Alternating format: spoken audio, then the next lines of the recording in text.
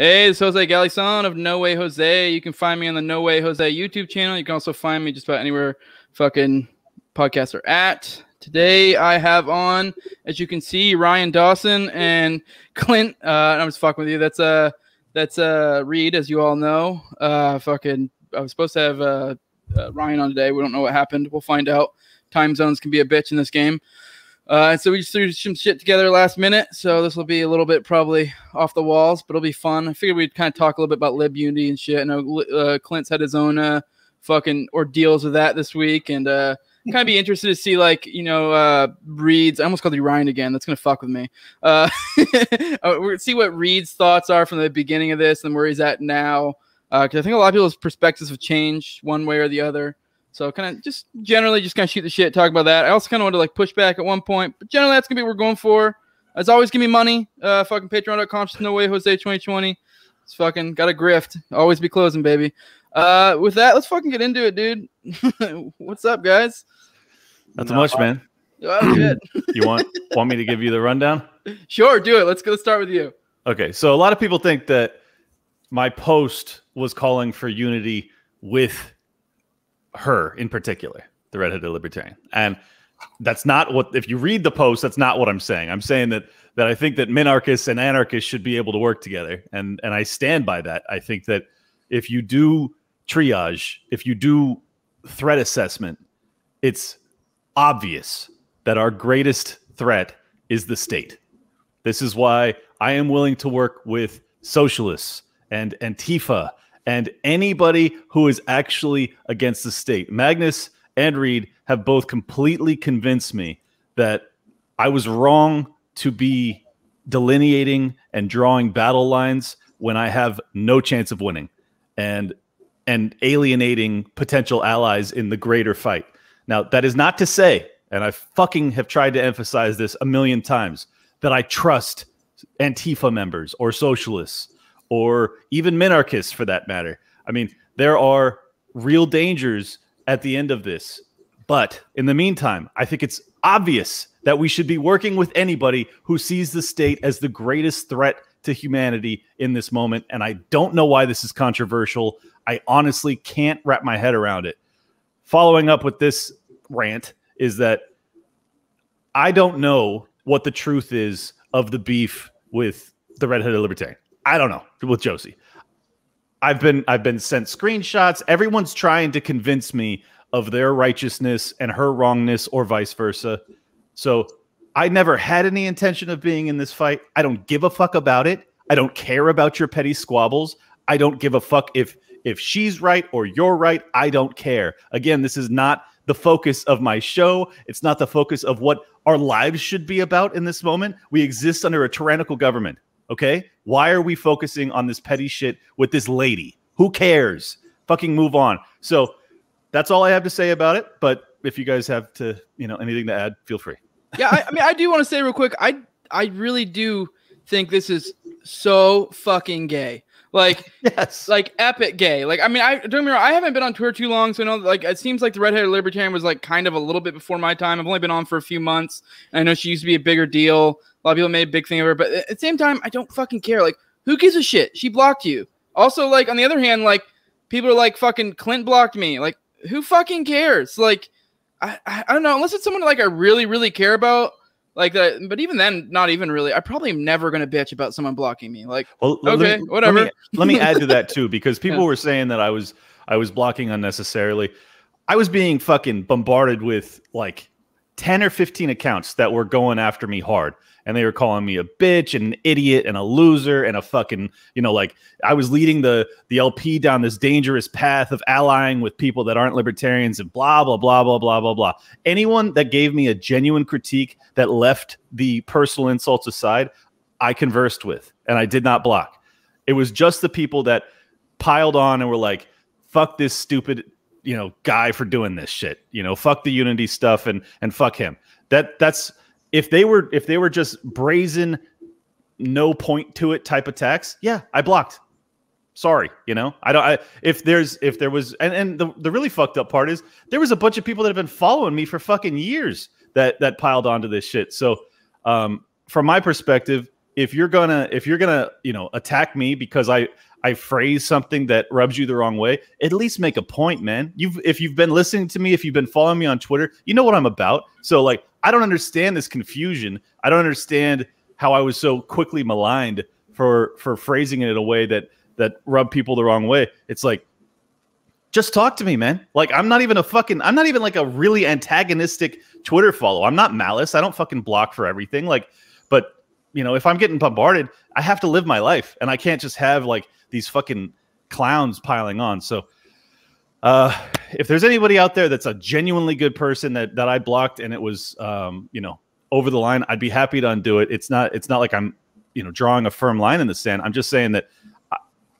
my life is more valuable than a few Twitter followers. So like, I'm not gonna be screamed at for days on end, and it was days on end, and I'm not exaggerating. And people trying to make it seem like, oh no, we were just saying that we don't like the Unity idea. No, that's not what you were just saying.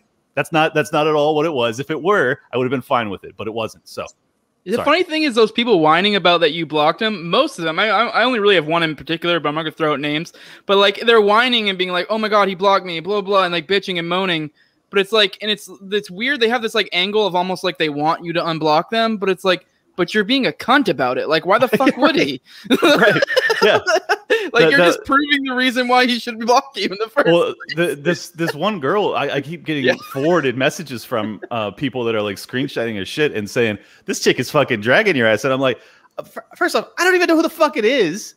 And I don't, for the life of me, I can't understand why you care. Like, I don't have such a fucking big following or a big account that like, your life's going to change because you can't see my posts anymore. I'm not Michael Malice. Like, I genuinely was surprised by the reaction. All I was trying to do was crush the fucking the shit show so that we could move on with our lives, because I think it's really stupid to get caught up in this stuff. But instead, by me blocking it, it turned it into a bigger thing and it added fuel to the fire, which was not my intent. I really wanted to get past it. So it's you live and you learn. I'm trying my best here.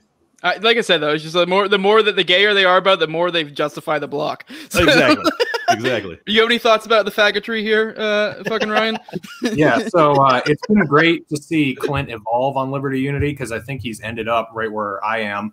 And a lot of people thought that Lib Unity was about like all of us shutting up about our disagreements and joining hands and singing Kumbaya and pretending that we agree with each other on everything. Where the point of it was actually like, leave Clint alone, go do your own fucking show, advance liberty in your own way, because what you saw was where I first stepped in with it was when Archie and Dave were just fucking fighting every day on Twitter. And I was like, what the fuck, guys, just like cut it out. And what it ended up being is Dave ended up just like ignoring him, which was the right move, because whenever he'd get into it with him, it would just elevate Archie to a bigger platform. And I've told Archie directly the other day, I was like, Archie, fuck off. Go advance liberty in your own way. Like, stop worrying about how Dave's doing his show. Because that's what really all these detractors are doing. They're all complaining about how you are advancing liberty. And if you look at the numbers, usually the complainers, they have like 15 or 20 followers. And then the people that they're criticizing have thousands of followers, thousands of subscribers on YouTube, right. A big influence. They're friends with, they've had high profile people on all the time. Those are the ones that they hate. Those are the ones that they know how to advance liberty better than with their 25 followers. So the whole idea of Lib Unity is, put the stupid petty shit aside and let's advance liberty together, which means doing your own thing. So I'm going to appeal to slightly different people than Clint will, slightly different people than Dave will, slightly different than Tom Woods, slightly different than Spike Cohen, Justin Amash, whatever. Like, we all have Jose Galison. Yeah, well, he and I actually have pretty similar messaging sometimes. Kind of scary. The point is, we're individualists, right? So we realize every individual is going to receive a different style of messaging better. So we shouldn't all be trying to be exactly the same. We should each do what works best for us, what your true message is, what really gets you fired up, and what actually attracts an audience. And there's a market out there for what people want to hear or need to hear. And obviously Clint and I and Dave and Tom and like all these other people are actually reaching the crowd that wants to hear something or needs to hear something. And all these idiots with 5 followers, what are they doing? They're not doing anything. So I think the way Clint just described his position there is exactly what mine has been for several months now. And it was great. It was actually entertaining to watch him go through the last week, because I've felt that before. You know, I'm having 2 communists on my show in the next couple of weeks, and I agree with them on a lot of stuff. I agree with them on Julian Assange. I agree with them on the CIA. I agree with them on the wars, on the drug war, on criminal justice reform, and I'm not going to pretend I don't. And then I'm also not going to lie to them and tell them that I agree with all their economic positions or gun control positions or whatever. But those might not even come up. Like, I don't even every time I have someone on my show, I don't need to confront them on everything I disagree with them on. Like, I haven't seen Clint's video with Josie, but he probably didn't bring up every single thing they disagree on. I don't see why you would have to.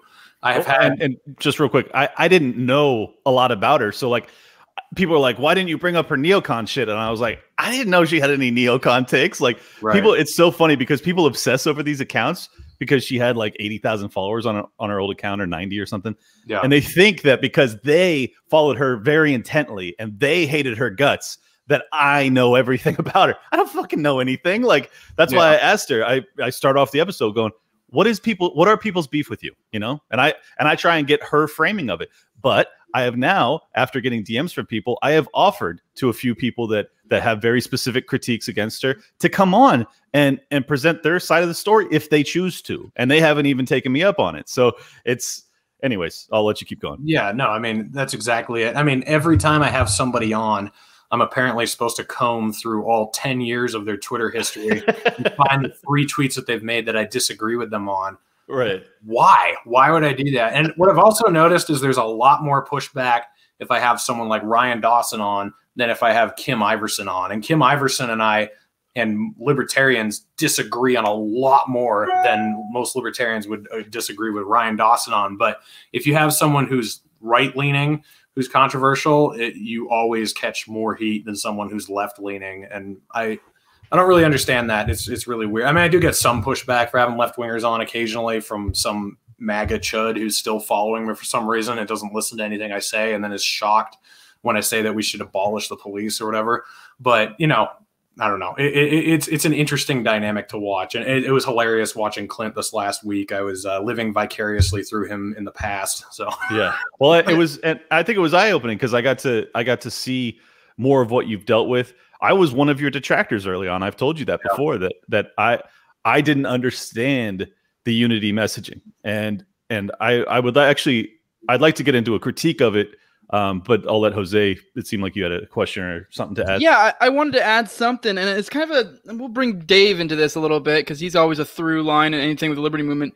But he's said before, you know, his whole thing with all the woke shit being like a fucking CIA plot type shit, and he also brings up a lot, and I like to reiterate a lot too, that the opposite is true, that the inverse effect, like with the righties being like, fuck this gay ass woke shit, blah, blah, blah, blah.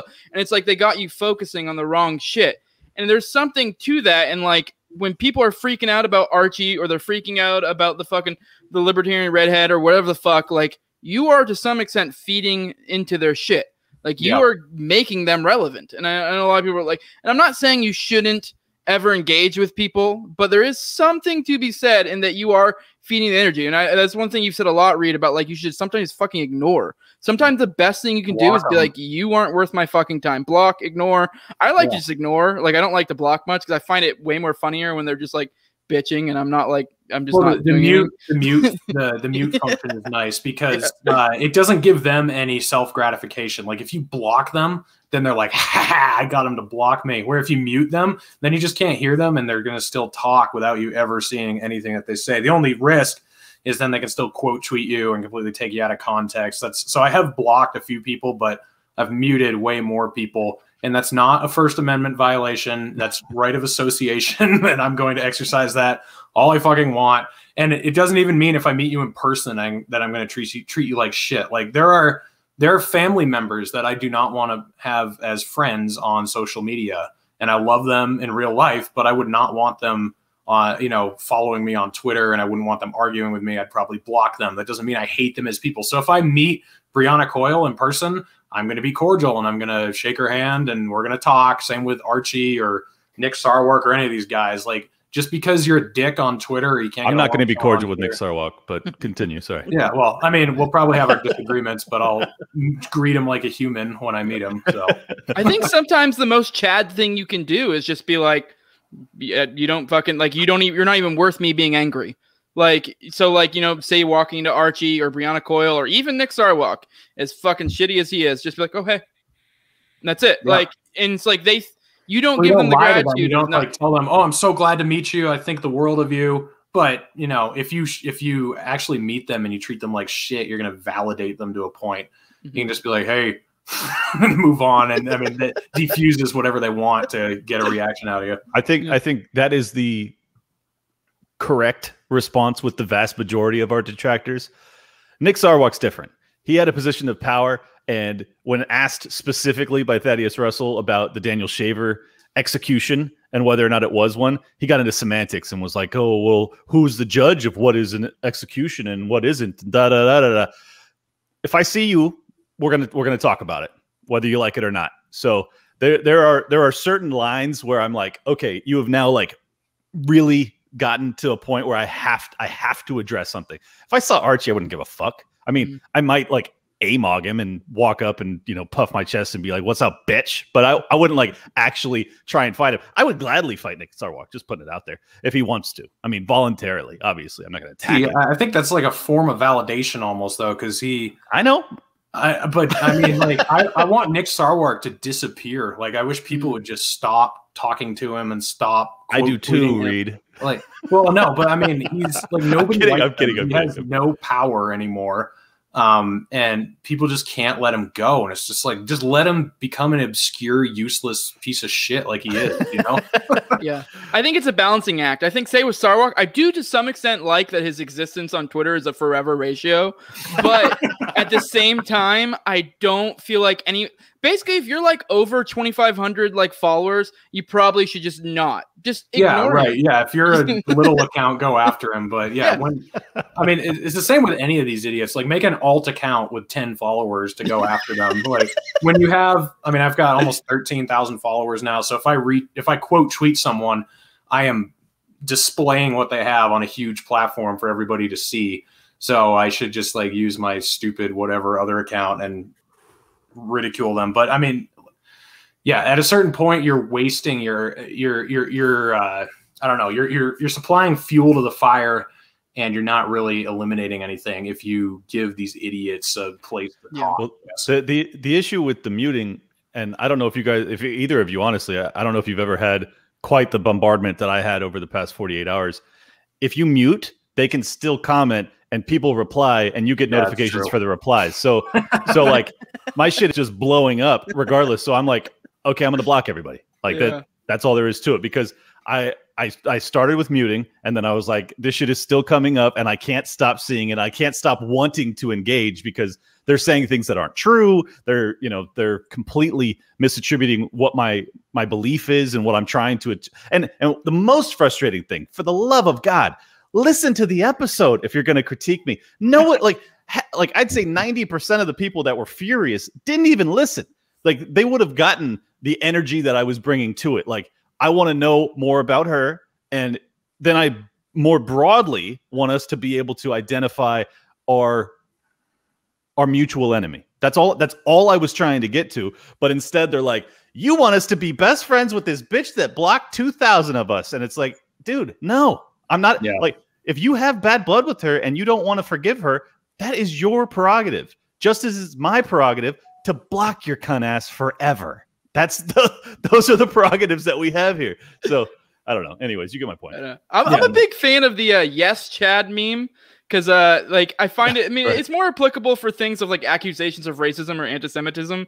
Because for your situation, maybe not so much, but there's something fun and just petty about when they're like, someone comes in and strawmans the fuck out of you, and then you just go, yes. Right. Yeah. I used to do that a lot, actually, because I had the TopLobsta, cut out of my head, and I just added yes beneath it. So yeah, I did that sometimes. But this was just it was so many ats that I was getting that I was like, all right, this is completely out of hand.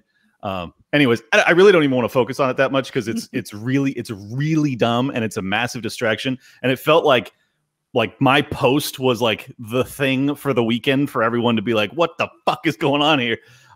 So again, I would just like us to refocus, but I did want to talk a little bit more because I've been talking to Travis, Confirm Lanklet, about this.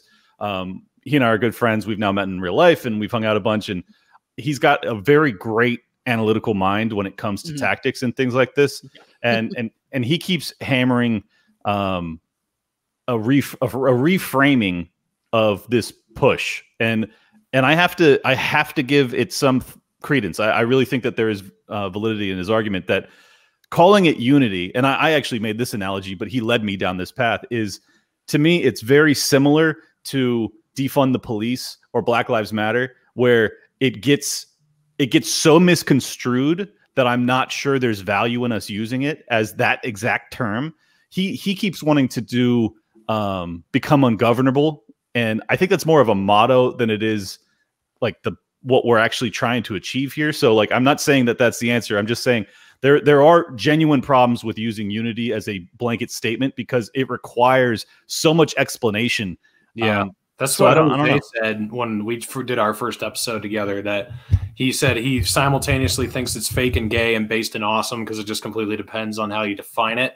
Exactly. And I've seen that. Like, I've had to, I mean, you see me like every fucking week, I have to define what it is, and people are like, their minds are blown, like, oh my God. And so maybe it should be like, do your own thing or something. I don't know, some phrase like that, because that's really what it is. It's like, don't worry about what this guy or this guy or this guy is doing, as long as they're not fucking with you. Like, just do your own thing and or recognize the real enemy. You know, something like that. Because that is really what I'm doing with it. Is like, I'm not even like trying to motivate people to go out and become activists or do their own shit or start their own show. God knows we've got a lot of libertarian podcasts at this point. So I'm not trying to say like, oh, you can't tell me what to do because you don't have a platform and you're not producing content. Like, I don't give a fuck about that. Like, you can be a great person and be doing just raising your family. You know, like, I don't want to put that litmus test to people. But the message I'm trying to get across is like, why are we dragging people that are doing good for the cause? Right. Like period. And I don't like, Dave Smith is definitely the most successful messenger, and yet still people drag him and they're furious with him. And it's like, what the fuck is your goal here? Like, I really don't like, have you identified the enemy yet? Because it seems to me you haven't. If you think that Dave Smith is someone that should be torn down, it seems as if you very clearly don't understand what we're up against or why we're fighting it. And so I think that some sort of messaging in that vein makes sense. Yeah, what we were getting at earlier. I agree. And it's not just with Dave either. Like, I see people eviscerating Spike Cohen all the time. Sure. It's just like, or cares? Magnus, like, or Magnus, or Justin Amash, or choose your target. And it's just like, look, you don't have to agree with how someone's doing something, but I really think the best way to show people that you want a different message is an insert it into the messaging. Like, push for it, or go support the people that you like who are putting that message out, or start your own show, or tweet about it, or something. Like, that's what I did. That's how this whole fucking Unity thing ended up coming to be, because no one was talking about it. And I just, I was like, okay. And then Magnus came right after me, and there you go. We had this thing going. But so many people are angry without doing anything about it. They just try to tear down everyone. Right. Yeah, like you were getting at earlier, look, we were all getting at earlier, though. A lot of these people that, like, say tear down Dave Smith, I think if we just ignored them, they would disappear. Because I think most, if not all of their relevancy comes from us. People like us, Dave, that immediately, like, fucking jump down their throats when they have some shit take. And, I mean, it's like the joke that's going around right now is the best way. Yeah, I know it is fun. It's hard. I mean, I like the medium of Twitter and how it works like that. But, like, I don't know, there is some tactics to be had. There's a balancing act. Like, I don't know, say with somebody like the joke going around right now, the best way to go hold the fucking Dave, to get to do a show with him is call him a faggot. I mean, like, look at Archie. Archie he has like less than 2,000 followers, and he's only known for having a really stupid fucking debate with Dave, and then bothering him all the fucking time. Yet somehow he's like, every other day I see people interacting with him, and he's a fucking nobody. But half of his followers are just there to tell him that he's fat and stupid all the time. Yep. And you got to admit, That's pretty fun. I'm not gonna lie, it is a little fun, but it's like we're to some extent we're creating our own enemies to some extent. So no, you're totally right. See, this is the issue though.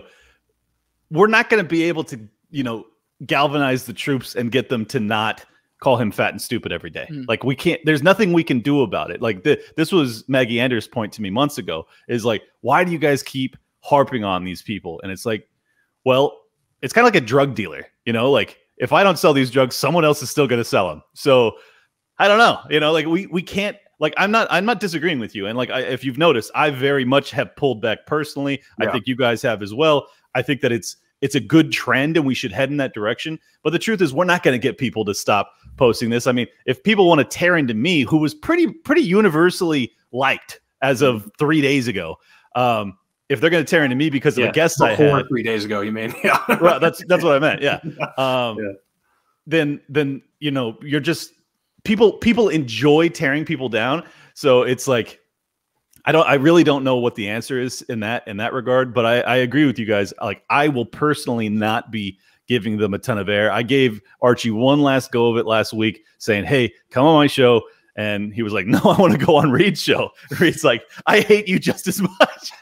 Yeah, I mean, I guess I gotta disagree a little bit because I do think to some. I know we all like to act like we're a group of individualists, but to some extent, even this group of people, the Liberty Movement, very much is influenced by leaders, thought leaders, whatever. And I do think we're the easiest group to collectivize. It's the easiest group to say, "Hey, what will this person think about this?" And libertarians are the easiest ones to guess that with, more than Democrats or Republicans. I mean, it's crazy. But the last time I even remember anything to do with Archie was when Dave responded to him, which was like a week ago or so. Yeah, I think we got to graduate. Like there should be different levels of people. Tower gang exists. So if we're in a tower or something, towering someone, that's one thing because it's tower gang. Or if you got people like Pete Quinones who are obviously not there to try to move the liberty movement forward. Like he's kind of there to say contrarian things and piss people off. So if he does it, it's whatever. But if it's people who actually want to galvanize the liberty movement and push it in a certain direction, then I think you have a sort of a responsibility to realize when a conversation is beneath you, if you have a large following. That's true. I think that the other thing that I wanted to bring up about the Unity moniker is that I think it's very popular amongst the women in the movement because it's more inclusive and women tend to be that. So I'm not trying to discard it. I'm just trying to reframe it or have a discussion with you guys about how we should reframe it, because the amount of pushback on the, what we're actually saying is significant, and I don't want to dismiss it offhand. I want to address these concerns. If we're going to run with it, it's going to need to be explicitly described and explained. And, obviously enough people don't listen to my show to get what I'm trying to do with it. And I'm sure Reed feels the same way. It's like, I feel like, as stupid as it sounds, like Dave, or even if it was Dave, like enough people don't listen to his show. Like I just don't know how to get a universally agreed to definition of what we mean by this, so that we don't get caught up every fucking day with an explanation of what we're actually talking about. And if we can't do that, then should we be using it? So this is what I'm trying to figure out. Yeah, I do want to say real quick that you're bringing up the white women thing, and I think like George Washington said, I didn't say white women, you son of a bitch. White women are like fire, a dangerous servant and a fearful master. So you got to be careful with that shit. The libertarian redhead would agree with him on that take. So. That's a Minarchist quote for sure. Yeah, what I was going to say is the best thing that's happened recently, I only listened to like 10 minutes of it, but apparently the whole conversation was really good, was Spike Cohen, Dave Smith, and Justin Amash all got together on Clubhouse for like 2.5 hours and talked about it. They should do that on Dave Smith's show where everyone can see it and watch it, because I think you're right, Clint. Like it's getting old just defining it every fucking week. And I think we do need to make a video that's high profile that everyone can go watch, and we can just post a link to it. Like, okay, you don't know what it is? Here you go. Go watch this. Yeah, that'd be great. Like I was actually thinking about it. I may do it tonight. I was going to just make a series of polls in a thread and just be like, who are you more afraid of, Antifa or the state? And then what's a bigger issue, blank or blank? You know, you might get scared by some of the responses. Well, yeah, I might. But if enough people select Antifa over the state, they don't get it. You know, they don't get what I'm trying to say here. Like, if you think Antifa is a bigger danger than the fucking largest government in the history of the world that has the ability to black bag you and put you in Guantanamo without trial, I don't know. I think you're fucking out of your mind, personally. So this is what I'm trying to drive home is like, I viscerally understand the danger that we're in. And the danger is not Antifa. It is not socialists that want to have a fucking commune. If you can't wrap your mind around it. Now, that's not to say that they aren't a danger. Again, I'm just saying which is the bigger danger, you fucking binary cunts. Why can't you figure this out? Yeah, right, so obvious. The parallels between this like semantics with the Lib Unity or the capitalism are like, I feel like I see that a lot because it's a legit thing. Like, I don't know if you guys have seen that. Like like, are you an ANCAP? Are you a market anarchist? It's the same goddamn thing, but it's like, because like, you know, anytime you say capitalism and you're discussing, like I saw it I was at the debate with Gene Epstein and fucking Ben Burgess. And like, at one point, Epstein said something like fucking, oh, well, that's crony capitalism. And he's like, yeah, capitalism is what like Ben Burgess said. So it's like, and it's that same thing like when someone accuses you of racism, where it's like now you're no longer discussing the actual thing you need to be discussing, and now you're stuck on some fucking some side bullshit about like arguing semantics or whether I do or do not like black people or whatever the fuck. So there is something it's like hard because it's like, do you hang on to the term? Do you not? In fairness, that's a little bit different because Ben Burgess is a fucking crazy person that will just launch into parsing of language to try and trip you up when you're destroying him on a genuine debate. So like, I agree with you though, like that is what they do, but that's also what socialists do. They try and get you into the weeds of, we're going to have to define that term before we continue with this debate and blah, blah, blah, blah, blah. It's like, do you understand what I'm saying or don't you? Like, do you or not? Because if you don't, maybe I'm just done talking to you. Like that's my new Twitter interaction is like, if someone goes, what do you mean by this? If it's pretty obvious, I just fucking don't respond. You know, like I don't have time for this anymore. I just can't do. We are fucking under threat here. Like, this is a really big deal. I don't understand why people are caught up in like, what do you mean by this exactly? Yeah. Do you know what I fucking mean by capitalism? I'm an ANCAP. Do you know what I mean by it? It means free trade, you fucking cunt. Sorry, I keep saying cunt. But you know what I'm saying? Like, this shouldn't be so fucking combative. Like, and I know I'm coming off very combative, but it's just because I'm exhausted. It's like, you guys know what we're about here. If you don't, tune in sometimes so you can actually hear like me explain stuff in a more flowery, beautiful way where I can lay it all out in front of you. But people read a tweet and they're just like, oh, I don't like what he's saying here. We're going to really have to get in the weeds on what every single fucking verb he's using. Yeah, this is why Twitter is an awful place to have these kind of discussions, because I'm going to be honest with you, I'm not going to sit around and define terms on Twitter. That's not a thing I'm going to do. But I actually, to some extent, I guess, to push back on what you said a little bit, that actually is one of the most important things to do when you're having a debate or discussion or whatever, because like a leftist and me are going to have very different definitions of terms. Agreed. And while you could maybe assume dishonesty, it may legit just be them having a completely different definition, and that is completely legit. And so you're right, except for with Ben Burgess, he will not accept your definition of capitalism because his belief is that it is crony by its very nature. So that's what he's actually doing. I think what we need to do is actually stick to terms, and we shouldn't be caving, because in my mind, this is the most Orwellian thing that's happened, and I think it's intentional. My father's an English teacher, and that term doublespeak from 1984, where you say something and it means something somewhere and then it means something else somewhere else, that has destroyed conversation and debate. It's just completely ruined it. And I think that's intentional because the powers that be know that if they muddy the waters, then they can get away with whatever they want. So, I mean, I think this, and we could get into the weeds with philosophy and everything. That's why I'm so much about logic and emotion. Like, if people just go after emotion and throw logic out the window, it's a long-term loss for a short-term gain. And that goes for language as well. So you can't just use language that resonates with people. You got to use like words that actually mean things, and you got to stick to them. And if you have to define them, cool, but don't abandon those words. Like, there's this big push for us to cave to the other side and just keep moving the goalpost. And we got to, and now the dictionary is following them, as we talked about in our show on Lions of Liberty the other day. But, you know, we got to really stand our ground, because once we lose words, you've lost everything, because words are the #1 way you can change people's minds. Yeah, I feel like facts don't care about your feelings is only half the quote. The other half of the quote should be feelings don't care about your facts, because it goes both ways. So, and then we need to learn to embrace both. And there is something to that. I mean, you need to be able to make an emotional argument as well, and not just a factual argument. That is what you're getting at.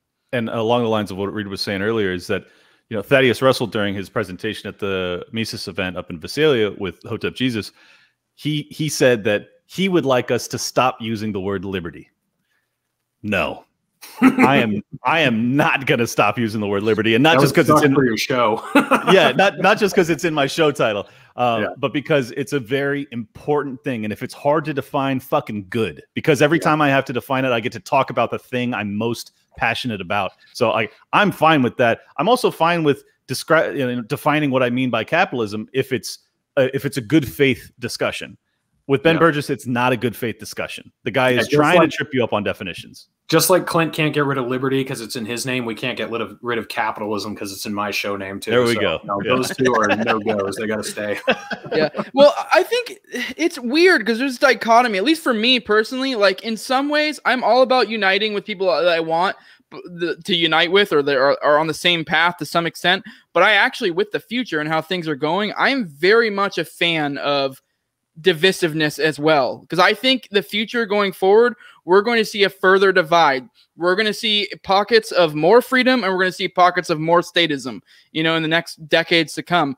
And so, if anything, I kind of like furthering that divide. I like taking the people who are kind of on our path, the remnant, if you will, and cementing them further in these beliefs. And I like taking the other fuckers and cementing them further in their beliefs, so they can go off to the little authoritarian hellscapes, and we can have our fucking little, you know, freedom cells, or where the fuck you want to call them. Freedom enclave, Well, that's the hard part. And this is basically a spin-off of the collapsitarian argument. Like, if you're a collapsitarian and you think that the system's going to collapse on its own, then there's no point in allying with socialists or Antifa members or anything like that to try and help usher in the collapse of the state, because it's going to happen.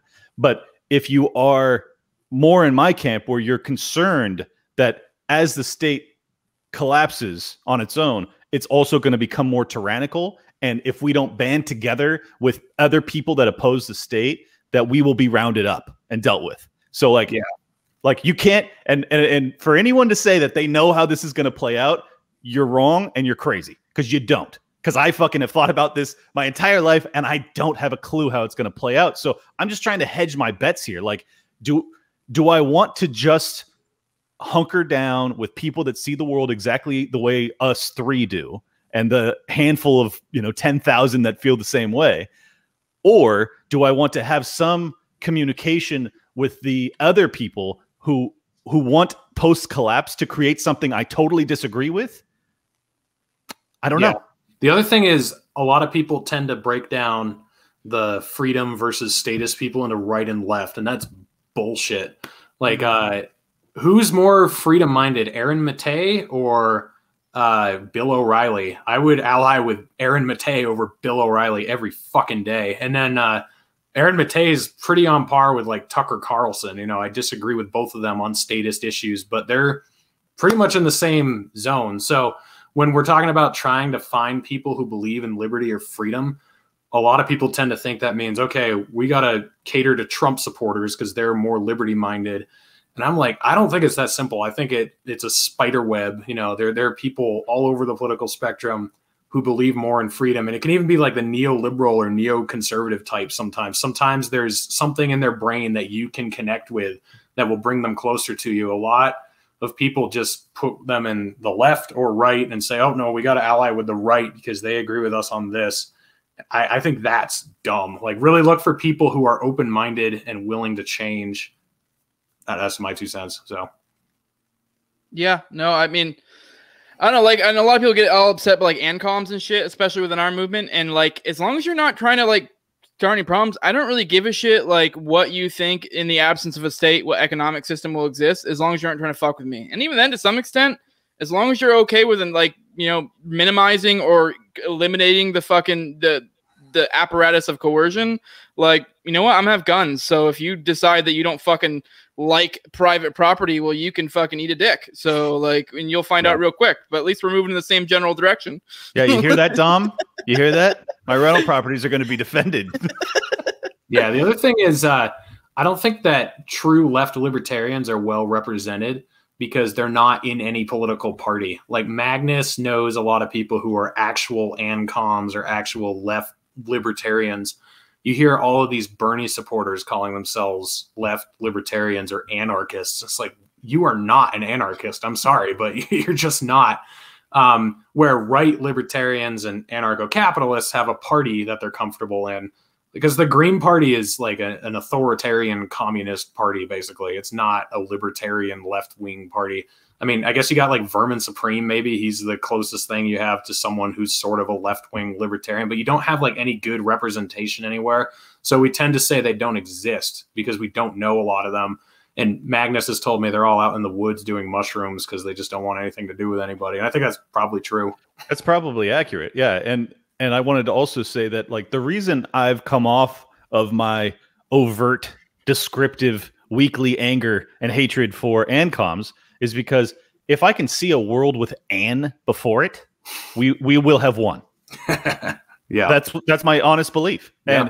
And like, the odds of us seeing a world with an "an" in front of it are very, very low. So why am I going to waste my time fucking blasting these people that have shit economic beliefs when they have no power? Yeah. And ultimately they could be an ally with us in this fight in the interim. So like, does that mean I'm going to trust them after the fact? No. Why do I have to say that? Of course I'm not. They think that I'm a fucking evil, greedy capitalist. They're going to try and take my property afterwards.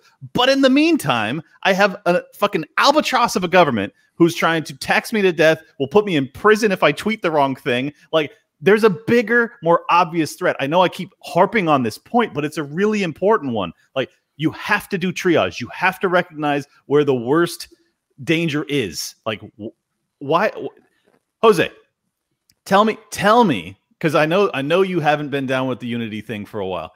Tell me why working with these people rubs people so the wrong way. Is it that they think that we are actually giving up our principles? Like, do you understand the critique? Because for the life of me, as often as I've tried to, rebuttal it, I don't seem to break through at all. So I'm hoping you can help us out here.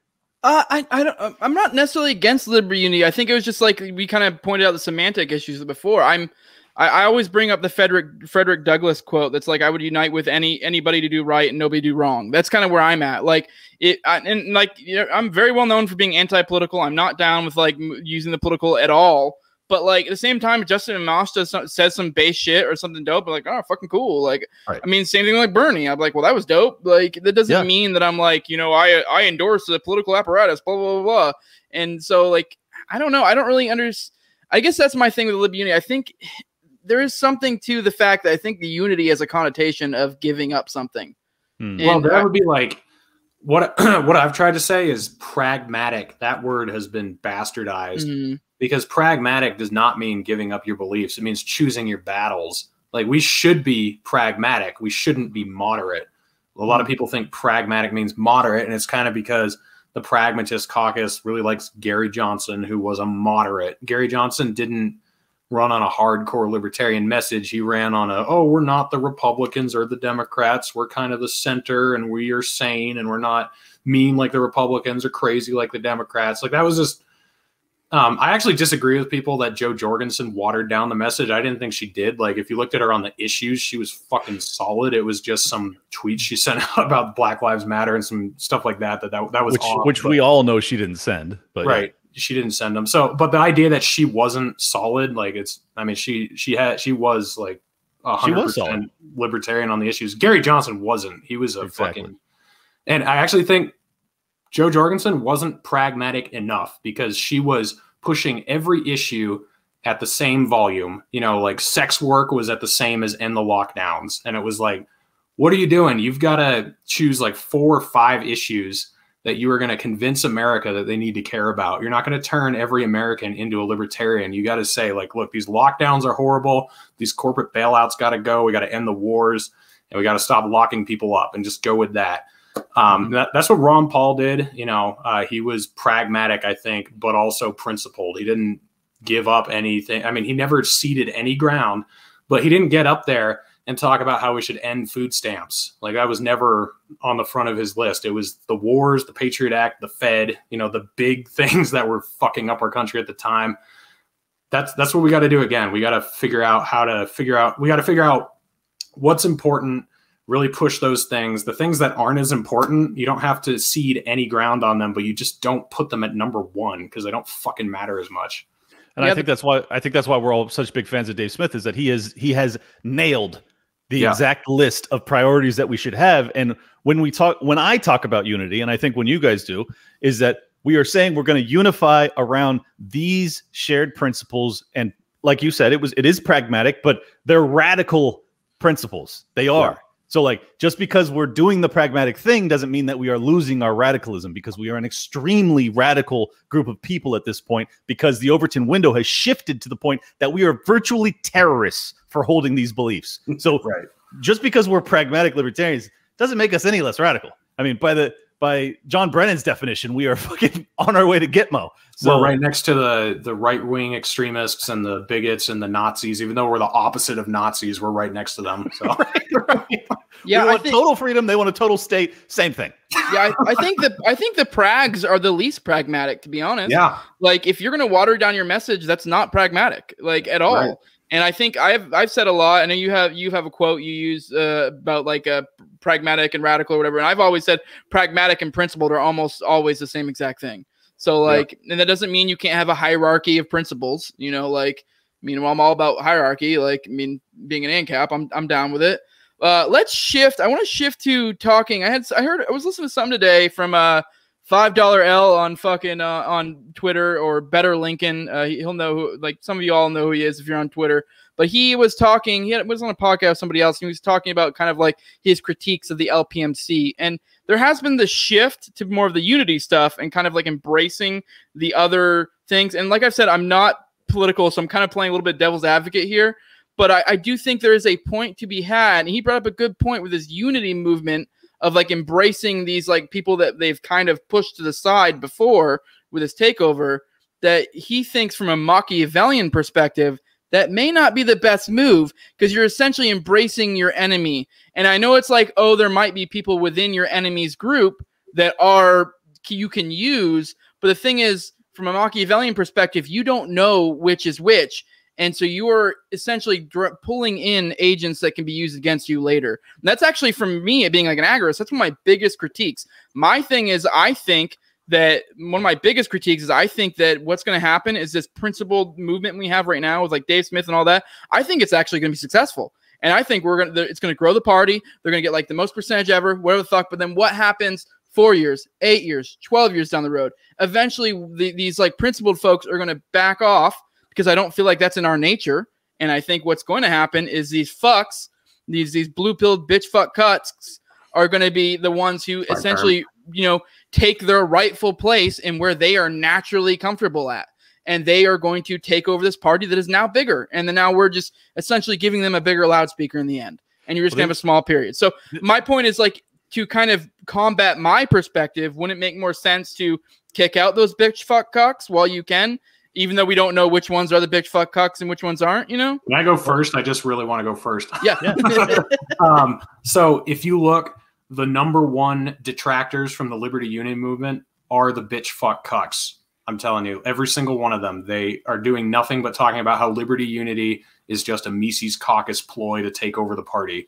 It's all any of them are saying. Nick Sarwark, Archie Flower, Brianna Coyle, All of them. They absolutely hate me. They think I'm an alt-right entryist. What the Mises Caucus wants to unite with are people like Justin Amash, people like me, people like, I don't know, Spike Cohen, you know, people who are good faith libertarians who want to grow the party. The bitch fuck cucks have no danger of infiltrating this movement because they are like, they're our number one detractors.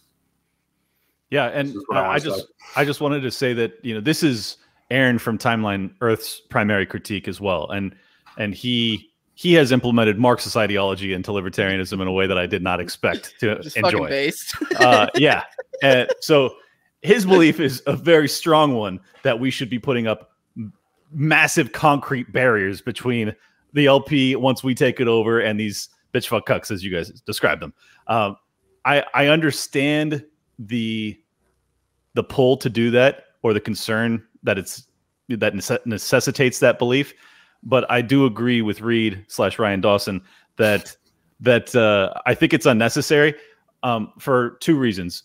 One, because I personally think that we're going to have an economic collapse and a governmental collapse in the next 6 to 10 years that will make all of this about the LP completely moot. So like, and then secondarily, if we build walls, but then you guys are right because we are fucking like alpha males that have real lives and we're going to leave the LP eventually anyways, then they can just come in and take it over after we leave, regardless of what we do in the meantime. So it doesn't matter how we treat them in the interim. So my belief is that it makes sense to roll out the red carpet to anybody who still shares the majority of our principles and say, hey, do you recognize the threat that we're in? If you do, ride with us and understand that our messaging may be a little bit more crass and a little bit more brazen than you appreciate. But just understand that we're doing it for the right reasons and that we're not bad people and that we don't hate minorities or whatever dumb shit you've been told. And let's see if we can work together to deal with this, to deal with the most imminent threat. And that's what I'm trying to do with it. And that's why I think that it makes sense. These people that are like the real bad actors that have, you know, dragged Dave through the mud, as Reed said, they don't want anything to do with this. They don't want to fucking partake. So like, what are we really worried about? Are we worried about we're going to have someone who's like some woke warrior come in and sit there for years biting their tongue so that they can spy on us and like say negative shit to the press? These people can't bite their tongue at all. They're going to jump up the first chance they get. More than like 5 minutes. Yeah, they're going to jump up and call us racist the first time we talk about, you know, how the cops also kill white people sometimes. You know, like so we'll see them right away. The glowies aren't as competent as we give them credit for. I really don't think so. I mean, the one glowy that's the most renowned glows like a goddamn lighthouse. So they're really not as good as we think they are. Which one is this? The one you talk about beating the shit of or whatever the fuck. Or the other thing I wanted to say is the Mises Caucus is not getting more mellow in their messaging. If anything, they're getting more bold. And all the libertarian state accounts are getting more bold. We were talking before the show that while Ryan Dawson was still on Twitter, he was added into the Mises Caucus entertainers chat so he could retweet any of his stuff and we'd all retweet it for him. And that kind of scared me. I was like, oh my God. So there's no worry about them. I DM'd Reed outside of that room and I was like, dude, I don't know if even I can retweet all of his shit. Like, I'm nervous about it because, like, I don't want to lose my account because Ryan is he's a nuclear weapon, you know, like he's a dangerous dude. So, but I'm having him on tonight, so you know. And now we got fucking we got the Israel lobby after the LPMCs. I think that's progress, man. You know, AIPAC is coming for us. If we can actually use that controversy when we get into these kerfuffles to spin it into a conversation that emphasizes what we're actually trying to express, I think, you know, we're such a small party. People are so afraid of bad press. Like, oh, the media is going to treat you like shit if you say it like this. It's like, they're going to treat us like shit no matter what. Have you existed for the past 20 years? They think we're fucking racist idiots. But the truth is, they really fear us because we actually stand against what they believe in, which is the state. They are statists to their fucking core. So allow them to drag us and allow us to retort in a way that destroys them. That's what I would like to see. That's why I think that we will succeed here soon. Nothing drives me more nuts than people trying to cozy up to the fucking journalists. It's like, good fucking God. Like, they're not going to like you no matter what. Get off their dicks. And with that, I think it's a good place to end it at. We've gone longer than we want to anyways. You guys go ahead and drop your plugs real quick. Yeah, I'm actually Reed Coverdale, not Ryan Dawson, but I'm probably his biggest platform out there. So if you want to watch Ryan Dawson, watch my show. But Naturalist Capitalist on YouTube, and I'm actually finally doing audio versions on Anchor. So all the audio platforms that Anchor reaches, follow me there. And then on Twitter, I am at Reed Coverdale.